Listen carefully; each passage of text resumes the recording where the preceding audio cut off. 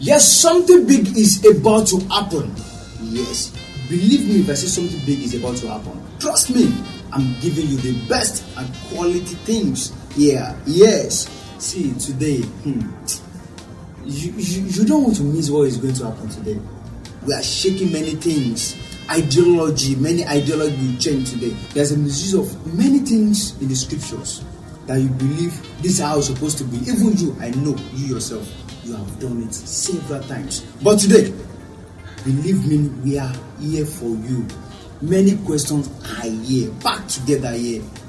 I have Pastor Paul in the building today. Thank you for coming, Pastor Paul. Thank you so much, Pastor Micheal. Yes, you look so fresh. You say Pastor Micheal. Yes, it's good for Pastor Paul.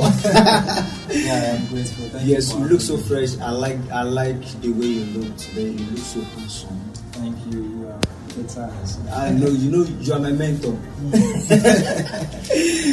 Thank you for coming once again to my show today. I am grateful for you. Yes, this is the touch with Micheal and the guest. Here is another opportunity for you to meet another guest here today. This is another guest, and we are bringing another topic to you. Yes, episode 1 and episode 2. Just sit down, relax. Don't forget to like, comment, and share. Yes, just do that for me. That's the only thing you can do to just encourage me. Yes, encourage us with your like, your subscription, and our YouTube page. Just do that. God bless you. Yes, today let's go straight to the question for today. I believe you are so much ready for our questions because there's a lot of questions here today. Yeah, of course. Yeah, I'm ready. People at home are ready. That we need an answer to our questions. Yes. You are ready. By the grace of God. By the grace of God.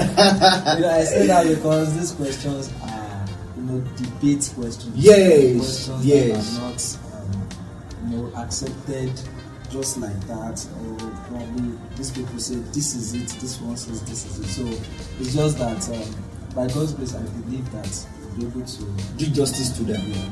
Thank you. So let's go straight. Don't forget, we are still treating misuse of some biblical concepts. There's a lot of God. Well, let's go. Let's see. Even me myself, there's one of my questions here. I need to ask. So, number one question here today: why is it that Bible has different versions?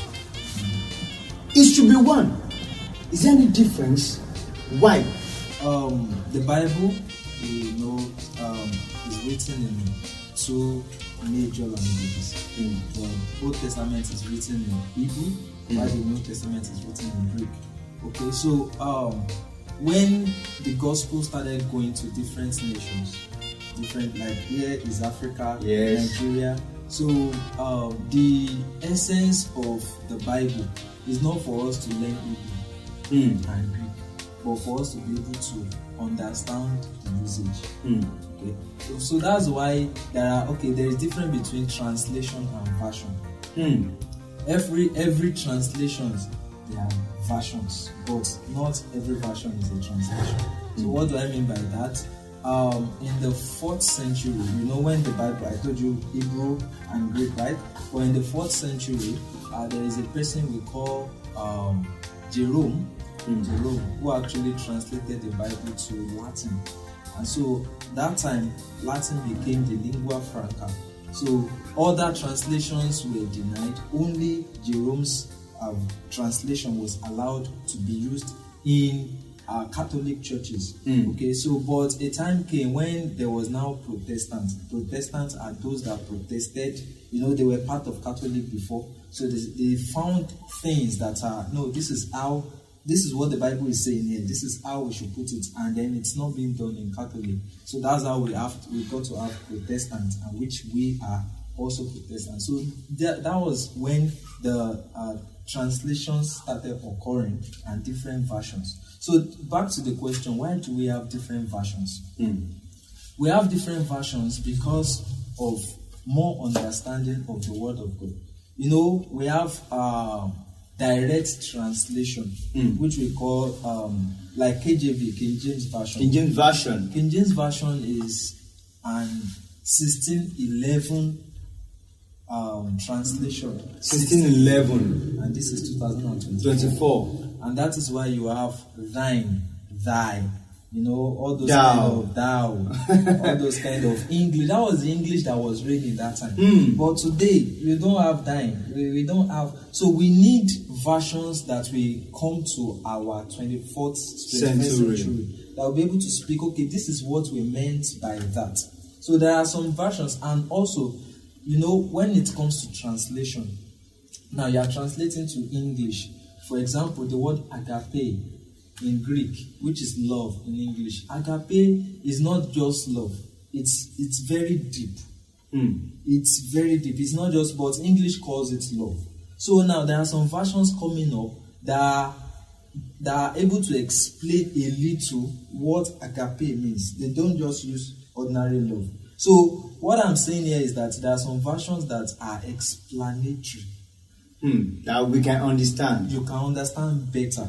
Why, all those like KJV and some other translations like NIV. For me, my own personal translation that I love most is NIV. NIV is written by about 20 different scholars came together to put it, to writing. So they have done a lot of KJV. It's like we say KJV, King James Version. It was a particular king whose name was James, who actually called some people and enforced that they write the Bible and made it, general for everybody that time. And according to history, King James was not even a Christian or a good person. Wow.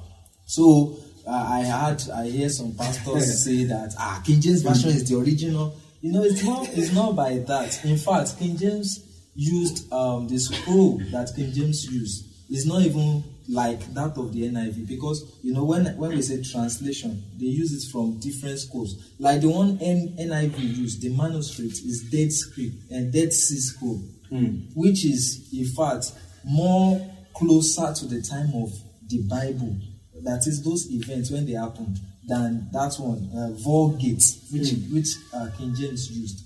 So that's why there is need for different versions, so that a layman can take the Bible and read and understand. So we don't have to be saying thine, thou, all those kind of things, and then that is just. So that is how Bible has different kind of version for our own understanding. So it's even for our own betterment. Yeah. So and the Bible is one. It's not different. It's not different. It's just that we have simplified ones. We have some that teachers, scholars should read, and they should be able to know.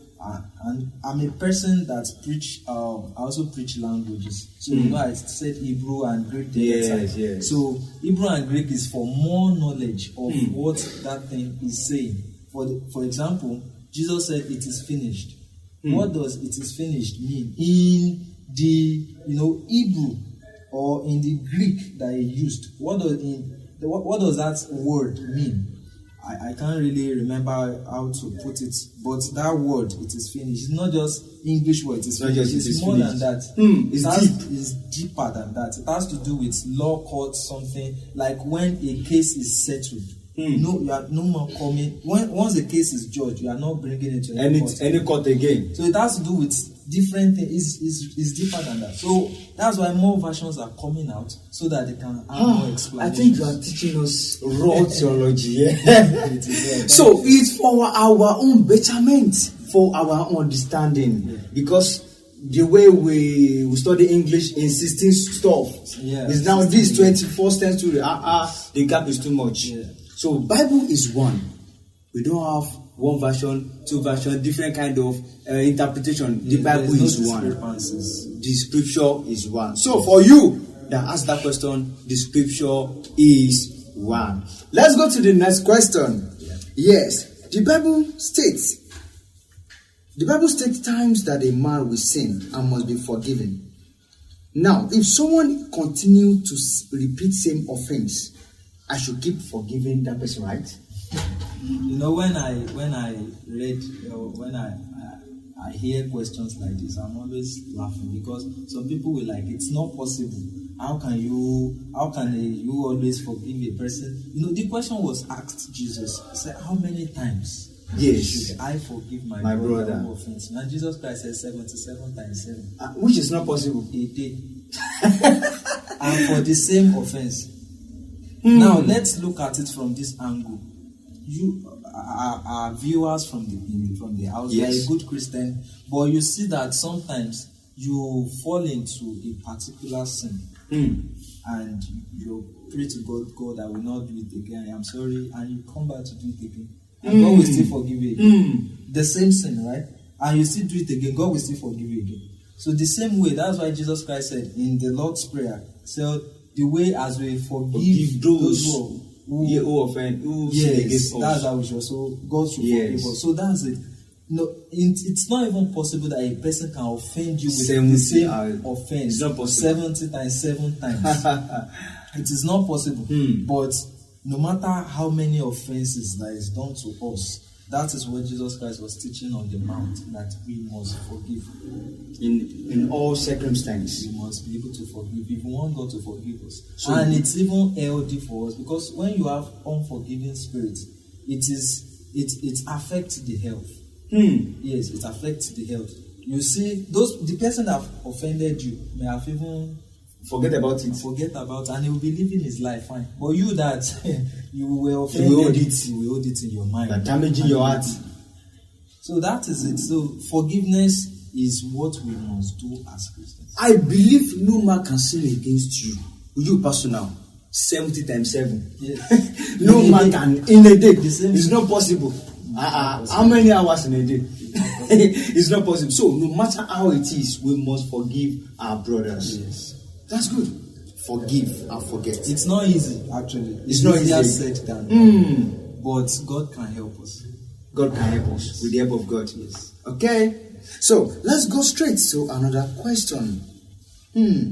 What are some common misconceptions surrounding the biblical teachings on marriage and divorce? I know this is wide. We can't. No, this is a whole topic on its own. Yes. So just maybe few points from this angle. Okay. Is divorce in marriage, is it necessary? Is it acceptable?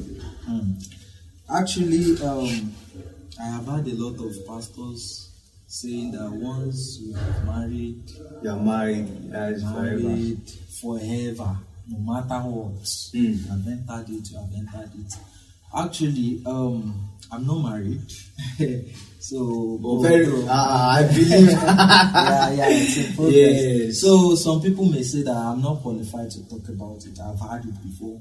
But the truth is that when you have read a lot about marriage books, you have gone to seminars, marriage seminars and some other things. So you have idea, you have the insights. Yes. And you have the experiences of others. And that is the best teacher. Experiences of others. So now when it comes to marriage in the Old Testament, let me start from the Old Testament because we are talking about divorce. Yeah. Now in the Old Testament, when Moses was ruling them, and God told Moses, he said that you can allow them to divorce in as much as the letter of divorce will be filed. Yes, and that was why they were asking Jesus Christ when Jesus was there. So now the point is that for God, who said I hate divorce, yet he allowed them in the Old Testament. Why? Because there are some people or there are some issues that are very critical. Very critical. They are stiff-necked people, just like even God said it. The Israelites were stiff-necked people. So so there are some issues that are critical that just let them go on their own way. So now, truly, God hates divorce. But today, in our own time, I believe that if God is the same. Yes. So now, I'm not saying people should just go and divorce like that. No.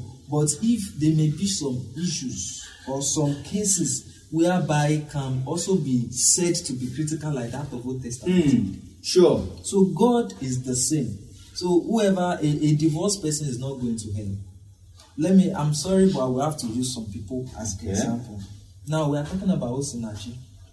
Yes. Who died recently. Yes, I remember. Though anything may have happened, she may have been, the instigator of everything. She may be talking to her husband anyhow. We don't know all those. But the point is that she died in the marriage.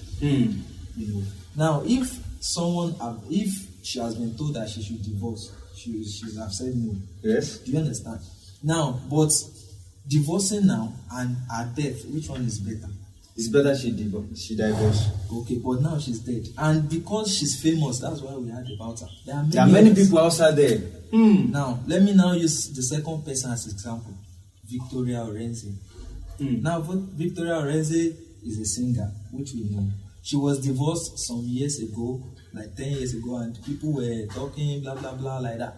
But do you know that it was even after her divorce, that's when God called her into the ministry of pastor. Now she's pastoring in a church. So, from that angle, as a divorcee, from that angle, let me bring us one question then. I believe God sees our relationship, and she divorced. Yes. Outside the divorce, God called her. Yes. To be a pastor. Yes. So, what will now be his own teaching towards those who are in same shoes? She allow people to divorce also. Okay. Now, divorce is not what we preach. You can't say go and divorce, or your this. But once it's getting to, like she said her husband left her. Okay. So the issue of your husband leaving you, what do you want to do? I watched a video recently. She said she wants to remarry. People are talking. So she should not. Someone who God, even if she was the one that asked for divorce, and maybe her husband has moved on or something. Someone God has forgiven you. Who are you? It on your head that she's a divorcee. He's a divorcee. And a lot of people, they will carry that matter on their head. And many of these people, when they are close back to God, God will start using them. And then you that you don't even know anything, you keep saying. So the point is, I'm not saying people should divorce. But if a situation warrants it, when a man starts beating his wife, like that person actually, like I said, when a man starts beating his wife, when it comes to that kind of issue, it's better to separate. Because that's not what is the essence of marriage at first. It is what? Yes, for companionship. So that is not there anymore. Once that one is coming to play. So what I say is that marriage is sweet, marriage is good. I've read a lot about it, I've heard a lot about it, and I've watched videos about it. Yes, marriage is sweet, but when it's come to, and it can be common, but the uncommon, there's a saying that there is exception to everything. Yes. Right? So when it comes to a critical one, then it's better it happen. It's better. It's better. Yes. There's a lot. I believe if I should release you from now to tomorrow, you'll just be giving us back to back. I think let's pause it from here. Okay. Then we have to move to the second episode. All right. Yes, I believe you enjoy every bit of our conversation. I know you enjoyed it very well. I understand. See, drop your question, drop your view, your own view. Just drop it. He did not say you should go and divorce your wife. Don't divorce your wife, but if he has gotten to the point of life and death, let me say it's Micheal that said you should go. No, it's not Pastor Paul. No, there's a way God has assigned things. There's our own responsibility also. We have to play. So meet us in the second episode. Watch out. Just like, comment, and share.